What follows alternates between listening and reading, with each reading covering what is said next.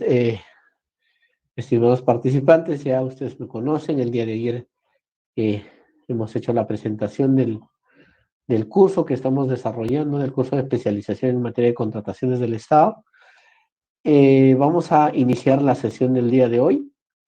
Eh, la sesión pasada, o el día de ayer, en realidad hemos dado inicio a este programa desarrollando principalmente aspectos fundamentales de lo que es el Sistema Nacional de Abastecimiento. No sé si han tenido alguna duda, quizás algo que ha quedado todavía pendiente. Estos minutos podemos aprovechar en tanto sus compañeros se van incorporando, porque todavía solo somos 31. Ayer estuvieron más de 50. Entonces, en tanto se van incorporando, si tienen alguna duda, algún comentario, podemos aprovechar. Bueno, la sesión del día de ayer, sí, adelante. Ayer usted habló del cuadro de necesidades multianual. Así Lógicamente, es. ese es un nuevo planteamiento, un nuevo lineamiento. Y dijo algo interesante que me dejó pensando mucho sobre la visión empresarial, ¿no? Y asegurar de una u otra manera las contrataciones, ¿no? Que sean a largo plazo, no a corto plazo, porque como ustedes saben, muchísimos procedimientos de selección muchas veces se dilatan por una serie de temas, ¿no? Entonces, eso pues conlleva pues a no tener pues el bien o el servicio oportunamente para el cumplimiento de los objetivos. Sabemos que los presupuestos se manejan también de manera anualizada. ¿De qué manera? Porque usted dijo que se podría hacer por 3 años, pero ¿de qué manera se puede garantizar hacer un procedimiento de selección por 3 años cuando el presupuesto vence los 31 de diciembre? Lógicamente existe la certificación previsional, pero por 2 años usted puede hacer la certificación previsional. Y la otra consulta es cuándo se da un fraccionamiento. Gracias. Muy bien. Fraccionamiento. Aprovechamos el espacio para poder absorber la consulta de Jorge. De verdad, muchas gracias por la pregunta. Y de hecho es bastante interesante porque efectivamente el presupuesto se maneja, al menos el presupuesto como tal, anual, pero la programación presupuestaria también se realiza multianual, ¿no? Actualmente. A ver, sí, me parece bastante interesante el tema que comenta. Y justamente el día de ayer, cuando desarrollamos algún aspecto sobre la programación multianual, comenté de que la normativa de contrataciones del Estado sí permite gestionar procedimientos de selección por hasta 3 años, ¿no? Hasta 3 años. Así lo establece el reglamento. Si mal no recuerdo, eso está establecido, pues, en el artículo 29, y también hay un artículo específico, 143, si mal no recuerdo, con cargo a revisarlo, que nos da esa posibilidad. ¿Cuál es el tratamiento que se le da a nivel presupuesto? Si bien es cierto, en esta ley, en la ley actual, la ley 30.225, ya no se desarrolla en mayor detalle el tema presupuestal, que sí lo hacía el decreto legislativo 1017, les estoy hablando antes del 2016, ¿no? Porque la ley 30.225 entró en vigencia el 9 de enero del 2016. Entonces, de esta norma vigente, finalmente ya no hace en mayor detalle el análisis sobre el tema presupuestal. Lo que hace la norma, y así textualmente está señalado en el artículo 19 de la ley de contrataciones, precisa de que el tema presupuestal se va a manejar de acuerdo a lo que señala el sistema administrativo que corresponde, o sea, la ley de la materia. Ya en la norma presupuestaria, en esta última directiva que salió, si mal no recuerdo, para este año, es la directiva 05 del año 2022 o 23 de la Dirección General de Presupuesto Público, en la que precisa cuáles son los escenarios que se pueden dar en un procedimiento de selección. En realidad son tres escenarios, ¿no? Eh, un primer escenario, cuando la contratación se va a ejecutar en el mismo año, en el mismo ejercicio fiscal. Un ejemplo, ¿no? Vamos a comprar muebles, por ejemplo. Sabemos que el plazo de entrega, supongamos, es 20 días. Se perfecciona el contrato en 20 días y en el mismo año vamos a pagar. Ahí la norma señala de que podemos gestionar una certificación presupuestal, ¿no? Una certificación de crédito presupuestario, porque finalmente el gasto se va a realizar en el año. Ahora, ese es el primer escenario. Hay un segundo escenario en la que la contratación no solamente abarca este año, sino puede abarcar el siguiente año, inclusive otro año más. El ejemplo que les daba ayer era pues de los servicios recurrentes, ¿no? De carácter recurrente y de carácter permanente. Por ejemplo, el servicio de vigilancia, limpieza, que muchas veces las entidades acá en Lima la contratamos de esa forma, el requerimiento lo sacamos por 3 años. ¿Y cómo se gestiona el presupuesto? Cuando uno ya realiza la indagación de mercado, el especialista tiene que pues, hacer una evaluación, luego que ya determinó el valor estimado, cuánto se va a gastar en este año y cuánto se va a gastar los próximos años. Es una estimación que hace, cosa que aquello que sí se va a ejecutar este año, se gestionó una certificación presupuestaria y aquello que se va a gestionar los próximos años, se gestionó una previsión presupuestaria. La previsión te pueden dar del año siguiente y del año subsiguiente. Yo he tenido casos en que, por ejemplo, se ha gestionado un procedimiento de selección de vigilancia, por ejemplo, 3 años, me dieron certificación para este año, previsión para el año 2024 y 2025. Es una reserva, es un compromiso de acuerdo a lo que señala la norma en la materia, ¿no? Entonces, está ese segundo escenario. Y hay un tercer escenario, además, que establece esta directiva de ejecución presupuestaria. Es cuando la entidad va a salir a convocatoria enteramente con previsión presupuestal. En este último escenario, sí, la propia norma de la materia da ciertas condiciones. En realidad, dos condiciones, ¿no? Dos condiciones, para ser claros. Una primera condición nos dice de que la convocatoria la debemos realizar el último trimestre del año. Por ejemplo, este año puede darse de que nosotros gestionemos una contratación, un procedimiento de selección, y podemos salir enteramente con previsión, porque ya estamos en el último trimestre. Esa es la primera condición. Hay una segunda condición que te dice que, aparte de haber convocado el último trimestre, la buena pro y el perfeccionamiento del contrato lo tienes que hacer el próximo año. Entonces, en ese tercer supuesto, por ejemplo, podemos salir enteramente con previsión presupuestal, sin nada de certificación, ¿no? Esos tres escenarios te da como opción la norma de la materia, que es la norma presupuestaria. Y de hecho, nosotros que trabajamos en temas de contrataciones, tenemos que tenerlo claro, porque desde la indagación, al momento de elaborar el informe de indagación, tenemos que precisar ese aspecto. Espero haber aclarado con esta parte la primera consulta que nos hace Jorge. El otro tema que es bastante interesante en realidad es el tema de fraccionamiento, ¿no?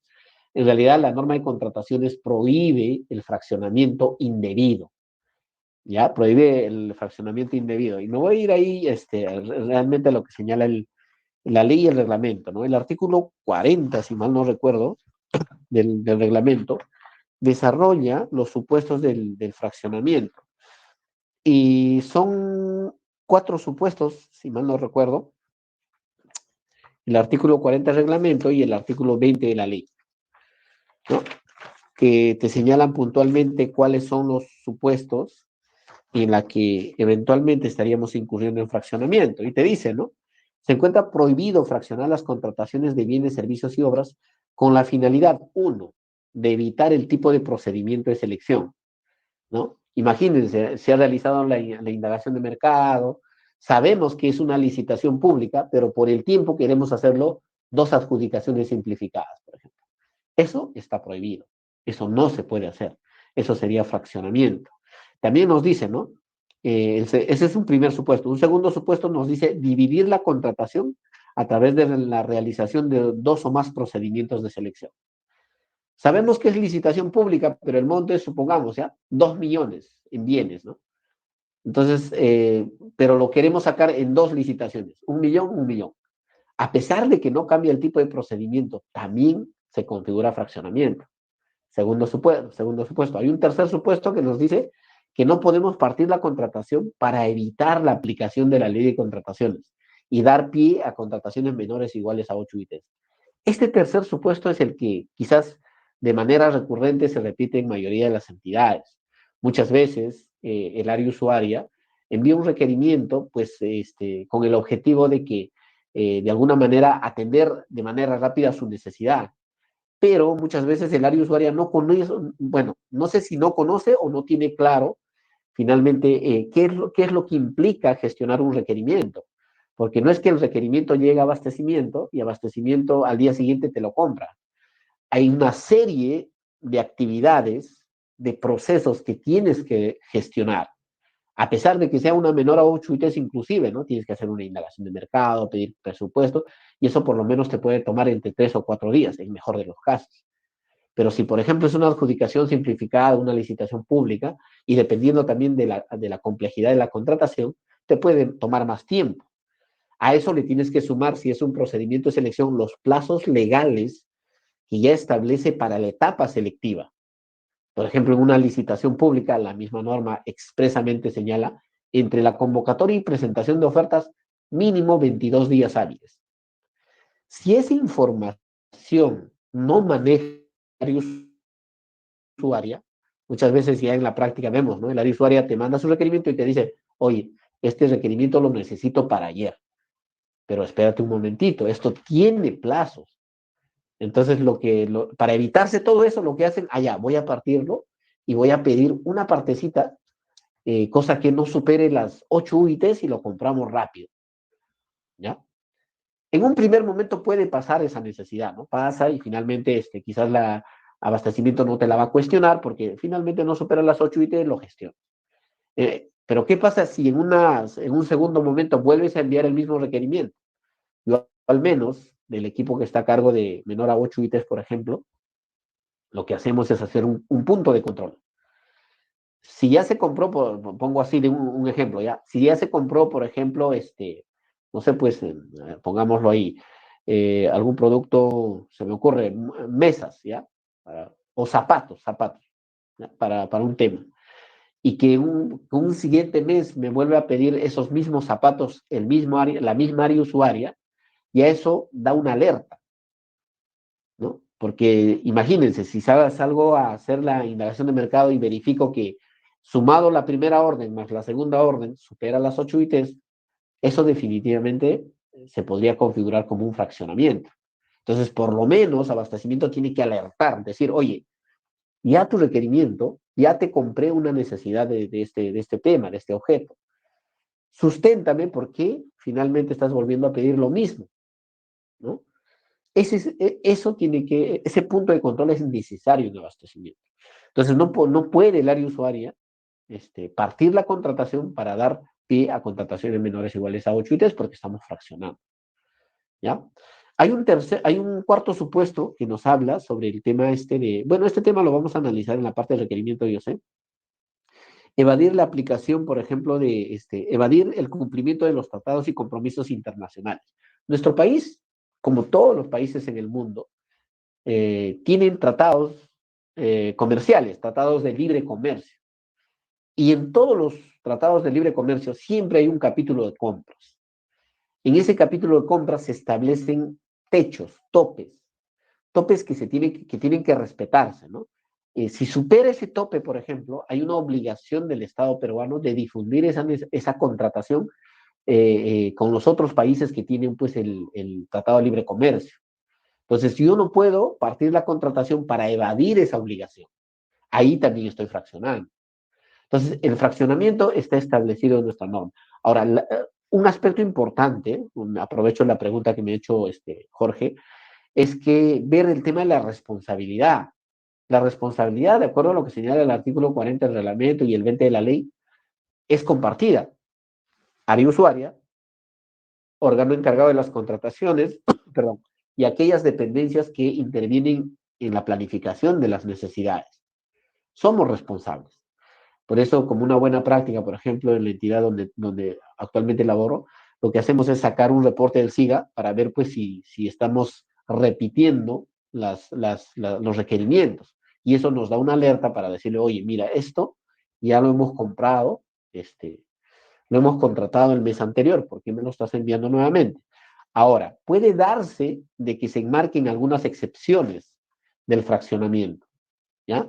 La norma te establece ciertos supuestos en la que inevitablemente vas a comprar solamente una parte. Por ejemplo, el tema presupuestal. Muchas veces el área usuaria pide una determinada cantidad, luego de la indagación de mercado, supongamos, has determinado tu valor estimado por 300.000 soles, solicitas presupuesto al área de planeamiento, presupuesto, y presupuesto te dice, no hay plata. ¿No? No tengo los 300.000 que estás pidiendo, solamente tengo 150.000 soles. Si sucede ello, esa respuesta de presupuesto, es decir, no hay suficientes recursos, justifica finalmente para decirle al área usuaria evalúa si te sirve solamente el 50%. Si el área usuaria dice, sí, bueno, yo necesito con urgencia esto, contrátalo, eso justifica finalmente partir la contratación, porque más adelante, quizás gestionando mayores recursos, quizás viene una demanda adicional y llega un nuevo presupuesto y vuelves a pedir, ahí no vas a configurar fraccionamiento, pues, porque finalmente en un primer momento solicitaste presupuesto y no había recursos suficientes. Pero ojo, ahí es importante, y esto lo digo por experiencia porque ya esto ha sido materia de muchas observaciones de los órganos de control institucional, ¿no? O sea, eh, tiene que estar el documento donde el presupuesto da respuesta. No es que solamente una coordinación vía teléfono, en la administración pública no funciona así, ¿no? Entonces, siempre, si vamos a ir en ese supuesto, tiene que haber un sustento de parte del área de presupuesto, ¿no? La respuesta que emite. No sé, bueno, espero haber absuelto la consulta de Jorge. Si tienes alguna duda adicional, Jorge, con todo gusto. Sí, sí, creo que está claro, clara la respuesta, importante porque eso nos va a permitir a nosotros orientar también pues a los funcionarios y servidores de actuar en el marco de la norma. Y agregando ahí a lo que estabas indicando, parte y algo interesantísimo de la planificación, porque exactamente el plan operativo institucional es el documento que nos dice pues cuáles son las metas y actividades a desarrollar, ¿no? Y ese plan operativo pues efectivamente contiene todas aquellas futuras contrataciones. Así es. Justamente la implementación del sistema de control interno le señala a las entidades que debe elaborarse el presupuesto institucional en, en, en concordancia con el POI y el cuadro de necesidades, y en este caso ya multianual, ¿no? Y no muchas de las entidades no vienen efectuándose ello. Lógicamente son planes flexibles en función a que se pueden modificar siempre y cuando pues se implementen los objetivos institucionales. Gracias. Muchas gracias, Jorge. De verdad, muchas gracias por tu comentario. De verdad es importante. Nuevamente reiterarles, la idea es interactuar desde la experiencia de ustedes también, bueno, y desde la mía para poder finalmente generar conocimiento, ¿no? Y bueno, y de hecho, el tema del cuadro multianual de necesidades ha entrado en vigencia pues prácticamente el año 2021, y ya actualmente es totalmente obligatorio para todas las entidades, ¿no? Todos tenemos que sujetarnos a lo que señala pues la Dirección General de Abastecimiento, ¿no? Y hablando de ello, o bien de ese tema, el día de ayer tuvimos una consulta de uno de sus compañeros que dejó, un compañero o compañera que preguntó sobre el tema justamente de que si dentro del cuadro multianual de necesidades se podrían considerar las contrataciones bajo asociación público-privada. A ver, voy a compartirles la directiva, pero me permite la pantalla, no sé si se puede ver. Justo le comentaba al día de ayer que la directiva ha sido modificada en noviembre del año pasado, si mal no recuerdo, ¿eh? 28 de noviembre del año pasado. Entonces, en esta modificación hace esa precisión, porque esa era una duda recurrente en realidad. Muchas entidades no la tenían clara eso, ¿no? Y esta novena disposición que se incorpora señala, ¿no? Inaplicación de la directiva, es decir, se refiere a la directiva 05 de programación multianual. te dice, ¿no? La presente directiva no es aplicable para las contrataciones de bienes y servicios y obras a través de obras por impuestos o asociación público-privadas. Es decir, esta modalidad de contratación, porque es una forma también de que el Estado contrata y cumple su rol de brindar obras, servicios, bienes, que es a través de obras por impuesto o asociación público-privado, no necesariamente tienen que formar parte del cuadro multianual de necesidades, porque así ya lo señala la propia directiva.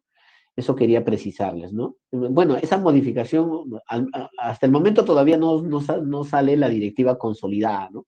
Entonces está un poco aislado, ¿no? Por eso hay que dar lectura, no solamente la directiva 5, sino también esta modificación que, bueno, ha sido publicada el 28 de noviembre, ¿no? Del año pasado. Igual dentro del material yo lo he agregado, y así es que lo pueden revisar. Bueno, con esas precisiones vamos a empezar la sesión del día de hoy. Eh, el día de hoy vamos a tocar un tema que realmente es bastante interesante, diría yo, porque de hecho todos los que laboramos en la administración pública debemos conocer finalmente quiénes en realidad, quiénes están habilitados para contratar y quiénes de alguna manera no necesariamente están habilitados para contratar. Más que habilitados, impedidos, ¿no? Y este tema de los impedimentos, en realidad, siempre genera controversias, también siempre genera pues de que por ahí el órgano de control institucional pueda alertar alguna situación de este tipo, ¿no? Bueno, estas son las normas de convivencia. Entonces, el día de hoy que vamos a desarrollar los impedimentos para poder contratar con el Estado. Ese es el tema que vamos a desarrollar el día de hoy. Además de ello, vamos a desarrollar el Registro Nacional de Proveedores, el RNP, cómo se está administrando, cuál es su objetivo, cómo se gestiona, por ejemplo, el RNP en caso de bienes y servicios desde el lado del proveedor, cómo se gestiona también el RNP para caso de consultorías de obra y también para ejecución de obras. Y siéntanse en la confianza a ver, parece que no se está compartiendo. A ver, déjenme ver. A ver, voy a compartir ahora sí. Debería de permitir. Ya. Y estoy hablando sin la presentación y eso no es la idea. Ya. Entonces, les comentaba de que vamos a tratar estos temas, ¿no? Impedimentos y el RNP, ¿no?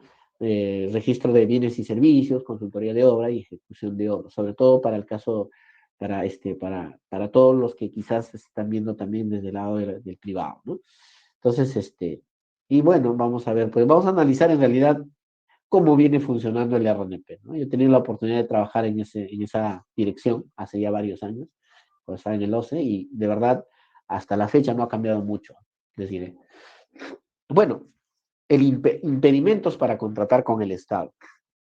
En realidad, de acuerdo a lo que establece nuestra constitución política, cualquier persona natural o jurídica o cualquier persona puede desarrollar actividad económica libremente en nuestro país.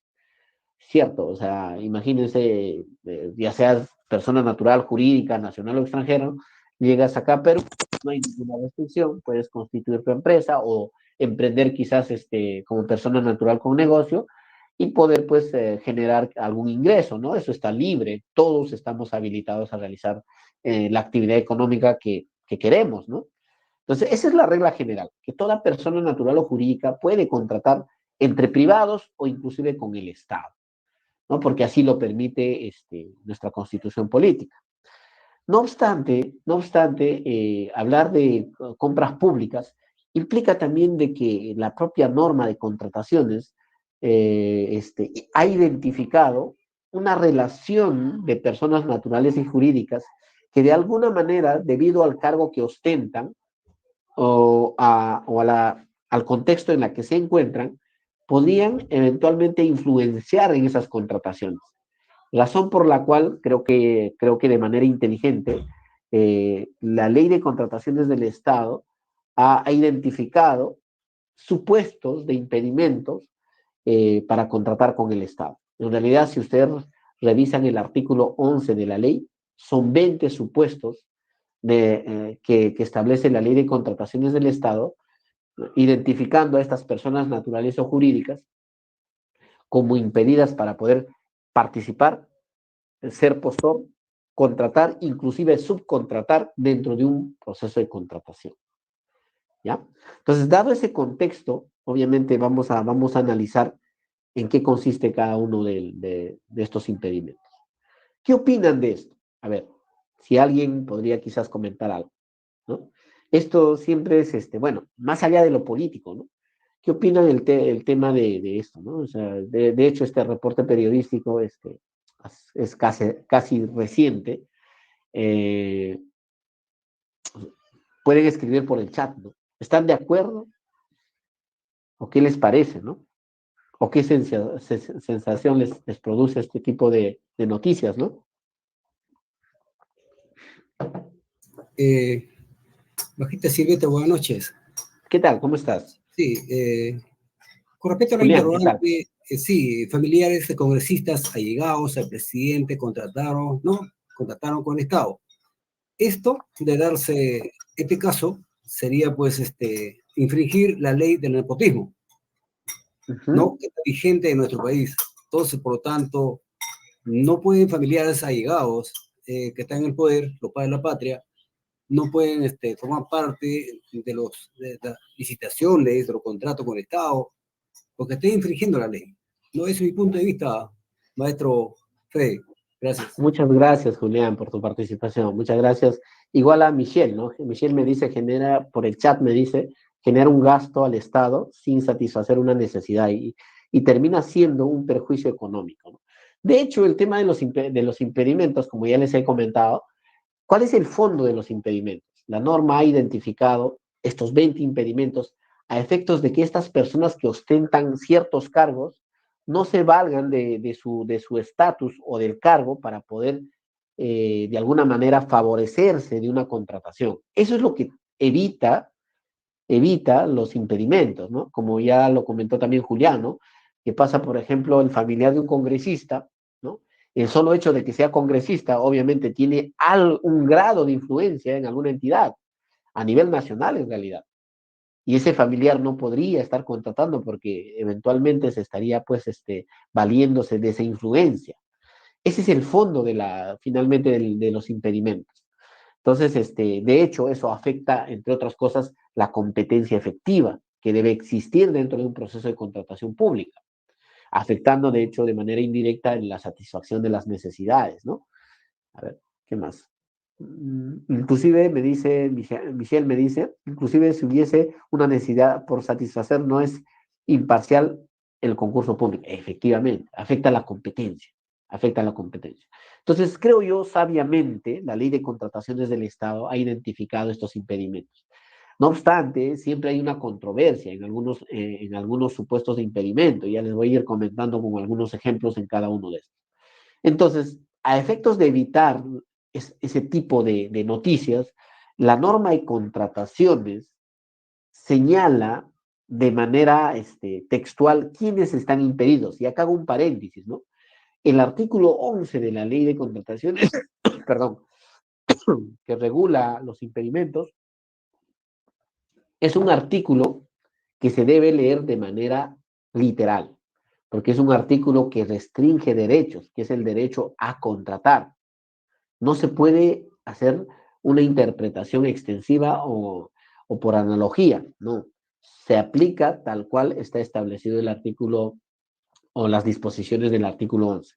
Eso es importante a tener en cuenta porque finalmente este artículo de la ley restringe derechos. Al restringir derechos, obviamente tiene que aplicarse de manera literal. Entonces, ¿qué nos dice? Vamos a empezar a analizar desde el más alto nivel, ¿ya? Entonces, nos dice, ¿no? El artículo 11 de la ley, numeral, vamos a ver, para poder llevarlo bien, el artículo 11 de la ley, empezamos con esto, ¿ya? El numeral 11.1 nos dice, ¿no? Cualquiera sea el régimen legal de contratación, nos dice, ¿eh? Aplicable, están impedidos de ser participantes, postores, contratistas y subcontratistas, inclusive en las contrataciones menores o iguales a 8 UITs. Bueno, la norma dice, ¿no? Las referidas en literal A del artículo 5 de la ley. El día de ayer vimos supuestos excluidos. Un supuesto excluido son aquellas contrataciones menores o iguales a 8 UITs. A pesar de ser menor o igual a 8 UITs y estar excluidas, el artículo 11 de la ley le aplica. Es decir, es transversal, ¿no? Entonces, los supuestos de impedimentos la tenemos que verificar inclusive en las contrataciones menores, ¿no? Inclusive en las contrataciones menores. Entonces, bajo ese contexto, el literal A de este artículo nos señala de que están impedidos de ser participantes, postores, contratistas y subcontratistas en todo proceso de contratación mientras ejerzan el cargo y hasta 12 meses después de haber dejado ese cargo. ¿Quiénes? En el más alto nivel, el presidente de la República, el vicepresidente, los congresistas, los jueces supremos de la Corte Suprema, los titulares y los miembros de los organismos colegiados de los organismos constitucionalmente autónomos. Es decir, en el más alto nivel, aquellos funcionarios que tienen los más altos cargos en nuestro país están impedidos, mientras ejerzan su cargo, hasta 12 meses después de contratar con ninguna entidad del Estado, ¿no? Pongo de ejemplo, un congresista, por ejemplo. El congresista, mientras está ejerciendo su cargo, y hasta 12 meses después de haber dejado el cargo, está impedido de ser participante, postor, contratista y subcontratista en todo proceso de contratación. Es decir, el impedimento para este grupo de funcionarios es total, total. Lo mismo sucede, por ejemplo, con los titulares y los miembros de los organismos constitucionalmente autónomos. Por ejemplo, el defensor del pueblo, por ejemplo, el contralor, ¿no? Es titular de un organismo constitucionalmente autónomo. Entonces, mientras está ejerciendo el cargo hasta 12 meses después, no puede contratar con ninguna entidad del Estado peruano, con ninguna entidad, ¿ya? Entonces, ahí, en este primer grupo de funcionarios, el impedimento es total, total, ¿ya? Nuevamente, el fondo del impedimento es eso, ¿no? Que estas personas no se aprovechen de su cargo para poder hacerse de un contrato. Ese es el fondo. Vamos bajando, ¿no? El literal B del artículo 11 nos señala que están impedidos de ser participantes, postores, contratistas y subcontratistas. ¿Quiénes? Los ministros y viceministros de Estado. Pero en este caso, para estos funcionarios, la norma señala en todo proceso de contratación mientras ejerza su cargo, ¿ya? Hasta 12 meses después, solamente en el ámbito de su sector. Fíjense, ¿eh? Para el caso de los ministros y viceministros, cambia un poquito el alcance del impedimento. Dice, mientras están ejerciendo el cargo, ¿no? Mientras están ejerciendo el cargo, el impedimento es total en todo el Estado. 12 meses después, o bueno, dejado el cargo y 12 meses de haber dejado el cargo, en ese lapso de tiempo, el impedimento solamente se circunscribe a su sector.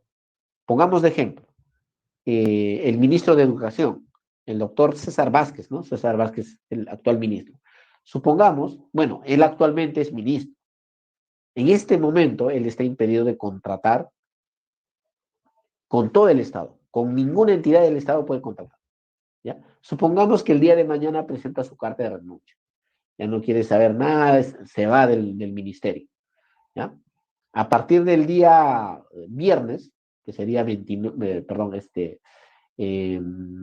6 de octubre, a partir del 6 de octubre, el impedimento solamente se va a circunscribir en su sector, hasta un año, ¿no? Será pues hasta los otros 6 de octubre del 2024, ¿no?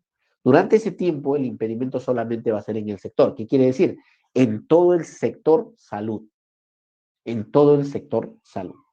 Y ojo, cuando analizamos el sector, tenemos que no solamente analizar pues el Ministerio de Salud y aquellas entidades que están pues asociadas al ministerio propiamente dicho, sino se tiene que analizar de manera transversal. Y es lo que señala justamente esta opinión. Esta opinión salió en 2017, es un poco antigua, pero nos define a qué se refiere con sector. Nos dice, ¿no? El sector vendría a ser una unidad temática definida de acuerdo a las actividades que realiza la sociedad, ¿no? Por ejemplo, tenemos sector educación, sector agricultura, sector salud. Entonces, todas las entidades vinculadas al sector salud, quiere decir, por ejemplo, una dirección regional de salud, también estaría dentro de ese sector. Por tanto, el impedimento también le alcanzaría a esa entidad, a pesar de que esa Dirección Regional de Salud, por ejemplo, forma parte del gobierno regional. Pero finalmente, como es salud, también forma parte del sector, ¿no? ¿Todo claro? ¿Hasta ahí? Ya. Entonces vamos a seguir bajando. Ya hemos llegado a los ministros y viceministros, o sea, hasta ese rango de funcionarios. Los impedimentos también se extienden a los otros funcionarios de los otros niveles de gobierno. En este caso estamos hablando de los gobernadores y vicegobernadores, ¿no? Nos dice, el literal C del artículo 11 de la ley, nos dice lo siguiente, ¿no? Están impedidos de ser participantes, postores, contratistas y subcontratistas. ¿Quiénes? El gobernador y vicegobernador en todo proceso de contratación mientras ejerzan el cargo. Nuevamente, ¿no? Mientras está ejerciendo el cargo, el gobernador regional, por ejemplo, pongámoslo de Pasco, estaría impedido en todo el Estado, en todas las entidades del Estado. Y ahí nomás también este literal nos dice, ¿no? Hasta 12 meses después, solamente en el ámbito de su competencia territorial. Es decir, en el ámbito de su competencia territorial se refiere en el ámbito regional nada más. O sea, deja de ser gobernador regional 12 meses después de haber dejado de ser gobernador regional. El impedimento se circunscribe solamente a las entidades que están dentro de la región. Es decir, no va a poder contratar, por ejemplo, con la municipalidad provincial Yanacancha, por ejemplo, lo que está en Pajo, y todas las entidades que están dentro de la región Paso. ¿Ya? Para que me entiendan. Entonces, ese alcance se da tanto para el gobernador como para el vicegobernador, ¿no? Gobernador y vicegobernador. Situación diferente para el caso de los consejeros regionales. En el caso de los consejeros regionales, la norma precisa lo siguiente, ¿no? Nos dice, en todo proceso de contratación, en el ámbito de su competencia territorial, durante el ejercicio de su cargo y hasta 12 meses después de haber concluido el mismo. Es decir, para el caso del consejero regional, el impedimento durante su ejercicio y hasta 12 meses después solamente es en el ámbito territorial, ¿no? Que es muy diferente para el caso del gobernador y el vicegobernador, ¿no? Porque el gobernador, por ejemplo, mientras está ejerciendo cargo, es total su impedimento.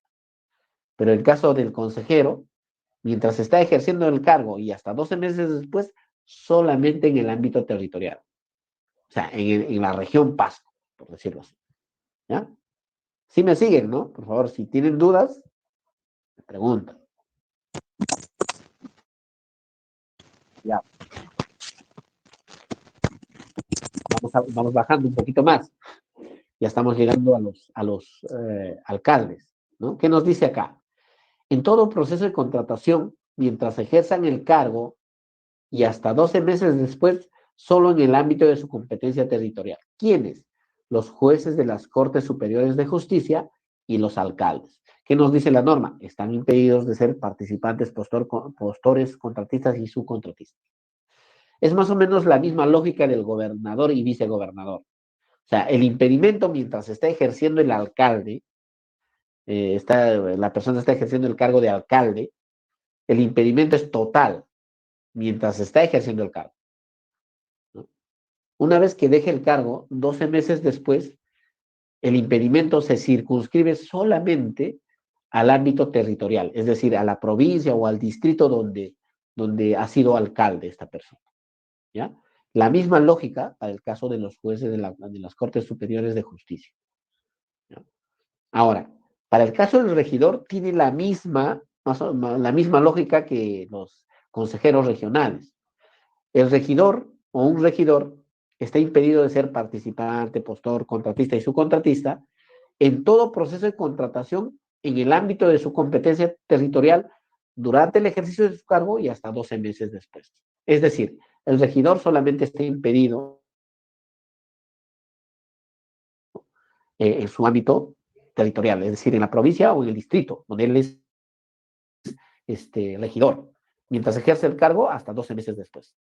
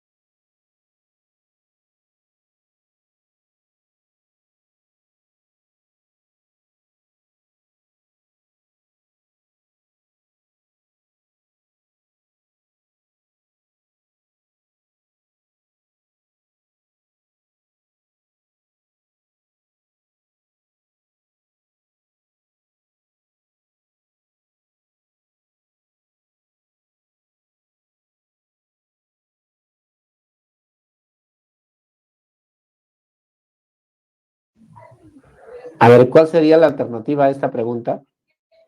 ¿Ustedes qué opinan?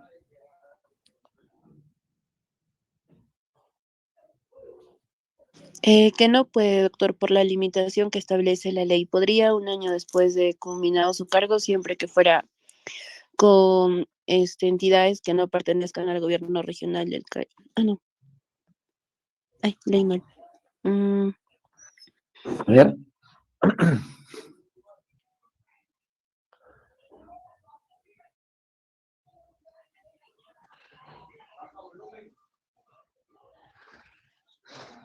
¿Sí? ¿Estamos claros?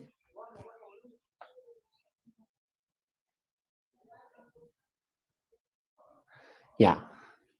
Bueno, su compañera que participó a través de audio o de micrófono, creo también está de acuerdo, ¿no? Me dice que no estaría impedido. Yuseli también me dice que no puede contratar. Elba también me dice que no puede contratar. Creo que todos hemos acertado. A ver, vamos a analizar ya.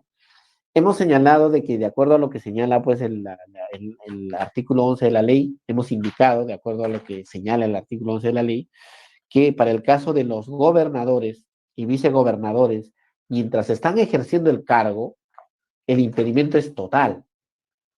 Luego de haber dejado el cargo y hasta 12 meses, el impedimento se circunscribe al ámbito territorial, es decir, solamente a las entidades que están dentro de la región. Y acá nos dice, ¿no? El gobernador regional del Callao puede contratar con el gobierno regional de Ica mientras ejerce su cargo.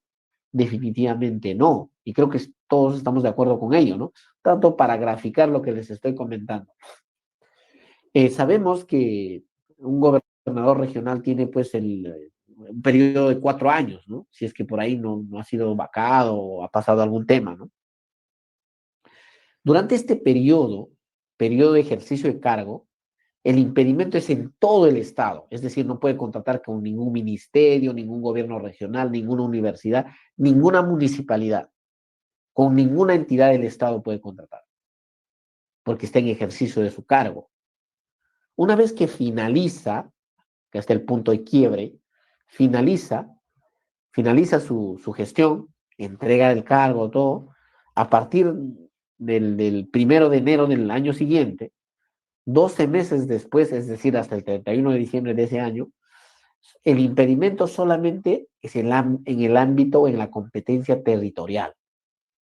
que en este caso sería pues solamente en la región Callao, ¿ya? Y la pregunta decía, ¿no? Mientras está ejerciendo, ¿puede contratar con el gobierno regional de Ica? Pues no, pues está en ejercicio y el impedimento es total cuando está en ejercicio, ¿ya? Muy bien, muchas gracias a los que han participado. Perfecto. Me queda claro que estamos avanzando bien. Ya, listo.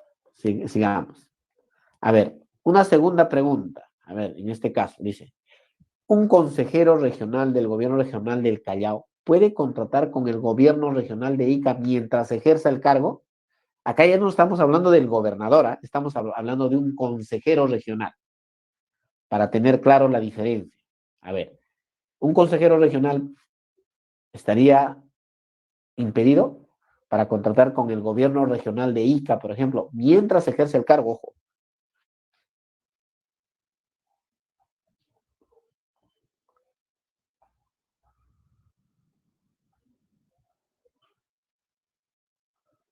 A ver. William dice, solo en el ámbito de su competencia territorial durante el ejercicio de su cargo hasta 12 meses después de haber concluido el mismo. Muy bien, Williams. Lo que significa, Williams, que sí podría contratar, ¿no? Puede contratar, sí puede contratar. Muy bien, Yuseli. Entonces, estamos de acuerdo, ¿eh? Eso hay que diferenciarlo. Muchas veces ya cuando uno está en la práctica, por veces sucede esto y puede decir, oye, pero ¿qué está pasando acá, no? Nuevamente, reiterarles que el artículo 11 de la ley, al restringir derechos, se aplica de manera literal. Entonces, en este caso, el consejero regional del gobierno regional del Callao puede contratar con el gobierno regional de Ica mientras ejerce el cargo, porque la norma, ¿qué es lo que dice en caso de los consejeros? Mientras ejerzan el cargo y hasta 12 meses después, lo que está acá, esta es la figura para el caso del consejero. Mientras ejerza el cargo, periodo de ejercicio del cargo, que también son 4 años, si es que no ha pasado algún tema, y hasta 12 meses después, sí puede contratar con todo el Estado, universidades, gobiernos regionales, todo, con todo el Estado. Perdón, a ver, un poco para rebobinar. El impedimento solamente es en el ámbito de su competencia territorial, ¿no? Que en este caso sería la región Callao, pero las demás entidades, ministerios regionales, universidades, municipalidades, que están fuera de la región del Callao, con esas sí pueden contratar, pero no podrían contratar, por ejemplo, con la provincia del Callao, la distrital del Carmen, la Universidad del Callao, que está dentro del ámbito territorial de la competencia territorial de la región Callao.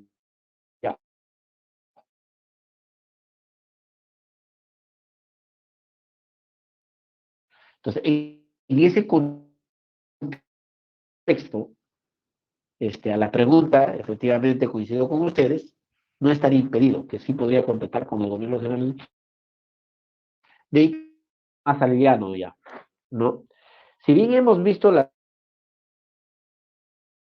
las principales autoridades, las autoridades que tienen un cargo a nivel nacional, sectorial, regional y local. Hasta ahí hemos visto, ¿no? Ahora vamos a bajar ya a ir a las propias entidades, ya, ¿no? A las propias entidades. ¿Qué nos dice el impedimento del literal E? El literal E nos dice, ¿no? Que están impedidos de ser participantes, postores, contratistas y subcontratistas. ¿Quiénes? Los titulares de instituciones o de organismos públicos del Poder Ejecutivo, los funcionarios públicos, ¿ya?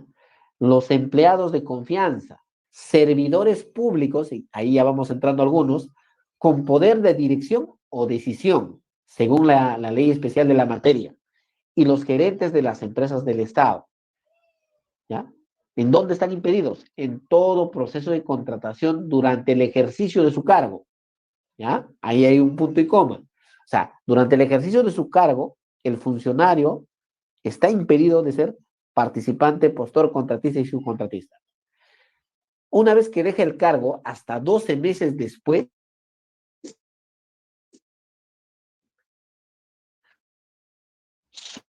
solamente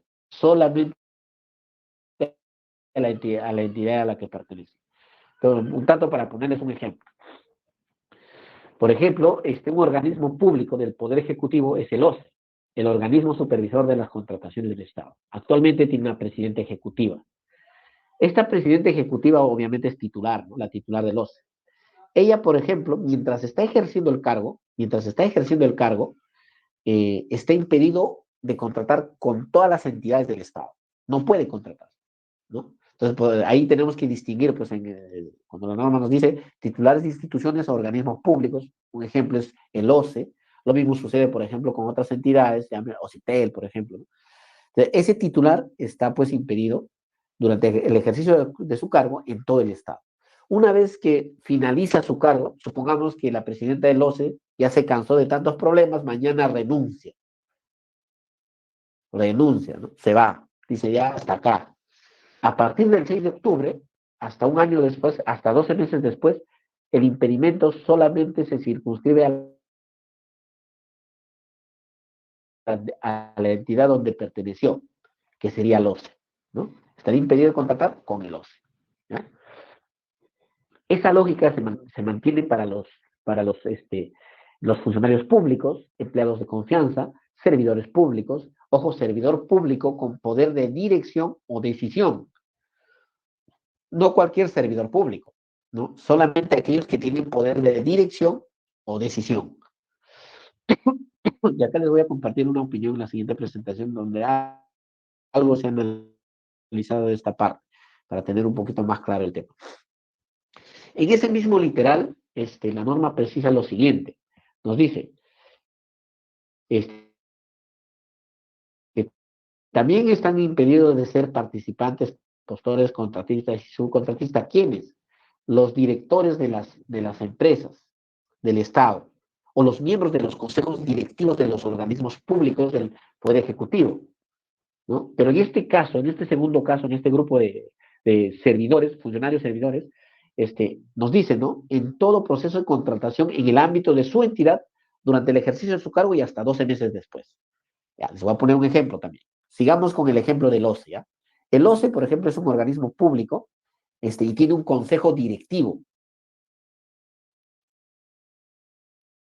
¿no? Integrado por 3 personas, ¿no? Una de ellas es la presidenta del OCE, pero hay otros 2 más que integran el consejo directivo. Por ejemplo, participante, postor, contratista y subcontratista, pero no en todo el Estado, sino solamente en la entidad donde él es directivo, ¿no? Donde forma parte del consejo directivo, que sería el OCE, durante el ejercicio de su cargo y hasta 12 meses después. ¿Ya? ¿Ya? ¿Queda claro? Si tienen alguna duda, por favor, con confianza. Ya, hasta este punto, lo que estamos haciendo bien. Esta opinión salió este año salió, 2023. Si bien es cierto, esta opinión salió este año, pero justo el día de hoy revisaba para poder, de todas maneras, hacer una revisión general de las opiniones que estamos compartiendo. Y esta partecita que había citado,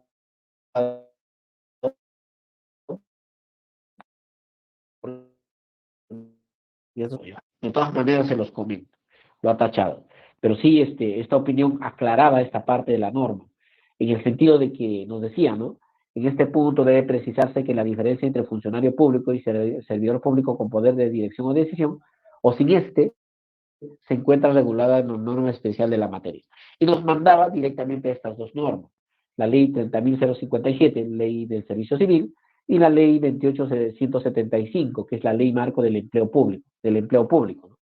Donde de alguna manera nos da ciertas luces a quienes tienen la condición de funcionario público y quienes eventualmente tendrían la condición de servidor público con poder de decisión y dirección, ¿no? No obstante, esta opinión, si revisan, esa partecita justo lo han tachado. No sé, bueno, seguramente porque el OCE quizás no tiene la competencia para definir esto. Pero bueno, analicemos finalmente el tema de la norma, la materia, ¿no? En realidad, estas 2 normas regulan, pues, y de alguna manera nos dicen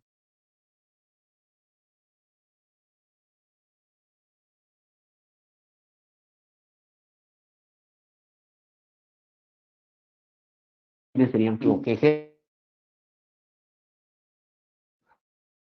dirige o interviene, se dice, en la conducción de la entidad, así como aprueba políticas y normas. Por ejemplo, un ministro es un funcionario público, un viceministro es un funcionario público, ¿no? O sea,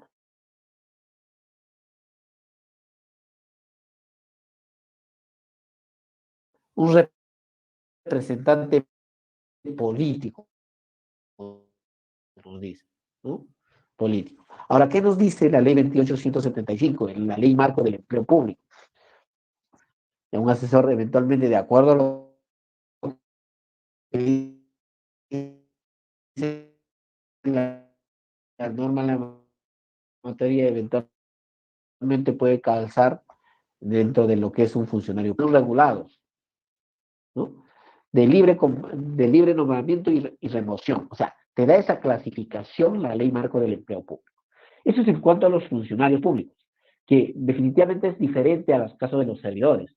Los servidores públicos, obviamente, ambas normas dan ciertas luces a quienes se denominan servidores públicos. La ley 30.057 dice, ¿no? Lo clasifica así, ¿no? Directivo público, servidor civil de carrera, servidor de actividades complementarias y servidor de confianza. Por ejemplo, el directivo público no tiene la condición de funcionario público, pero te dice, ¿no? Es el servidor civil que desarrolla funciones relativas a la organización, dirección y toma decisiones, ¿no? Si estamos en este caso, por ejemplo, un directivo público es un servidor con poder de decisión y dirección. Por tanto, calzaría en ese supuesto. Estaría impedido mientras ejerce el cargo en todo el Estado, ¿no? En todo el Estado. En la misma analogía, la ley 2875 nos dice, ¿no? El directivo superior dice que el que desarrolla funciones administrativas relativas a la dirección de un órgano, programa o proyecto. A pesar de no ser funcionario, es servidor que tiene poder de dirección y decisión.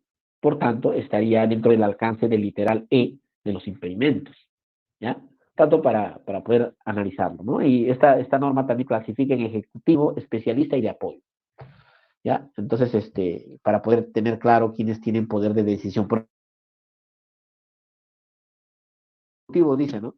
El que desarrolla funciones administrativas, entiéndase para ello al ejercicio de atribuciones relativas las de fe pública, asesoría legal, supervisión, fiscalización, auditoría en general, dice, ¿no? O sea, nos da una gama de opciones, ¿no? Pero a mí me queda claro, por ejemplo, que el directivo superior y el directivo público definitivamente son servidores con poder de decisión y dirección, ¿no? Poder de decisión y dirección, y entrarían dentro del supuesto de literal E.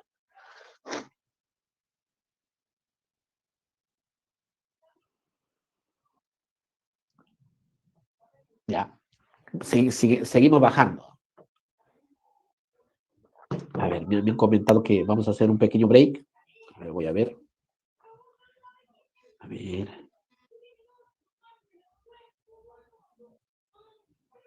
Un momentito, por favor. Ya vamos a tomarnos un break. Nos dice de 20 minutos para podernos despejar un poquito. Yo sé que este tema de los impedimentos es bien es teórico, ¿no? Pero estamos tratando de hacerlo con ejemplos sencillos. Es más, vamos a poner más ejemplos que yo para poder ir comentando cómo funciona esto. Vamos a tomarnos 20 minutos de break. Es 8:03, 8:23. Estaríamos de...